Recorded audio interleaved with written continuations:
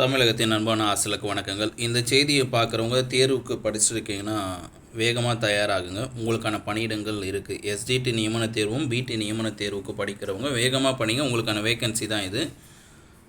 மாவட்டத்தில் குறிப்பாக ஈரோடு மாவட்டத்தில் 231 பட்டதாரி ஆசிரியர் பணியிடங்கள் காலியாக இருக்குது. ஈரோடு மாவட்டத்தில் அரசு பள்ளிகளில் தமிழ் 48 பணியிடங்கள், ஆங்கிலம் 13, கணிதம் 36, அறிவியல் 91, சமூக அறிவியல் 43 என மொத்தம் 231 பட்டதாரி ஆசிரியர் பணியிடங்கள் காலியாக இருக்குது.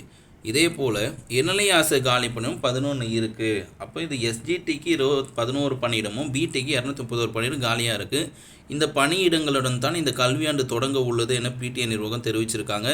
இந்த இடங்களுக்கு கவுன்சிலிங் மூலம் ஆசிரியர்கள் நியமிக்க வேண்டும் எனும் கேட்டிருக்காங்க. குறிப்பாக அறிவியல் மற்றும் தமிழ் பாடத்தில் தான் அதிக ஆசிரியர் பணியிடம் காலியாக உள்ளது.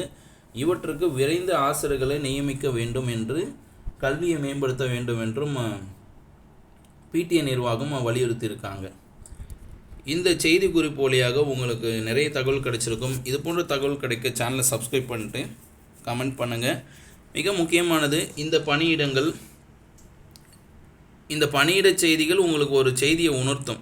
அது என்னன்றது கமெண்ட்டில் பதிவு பண்ணுங்கள். Thank you teachers.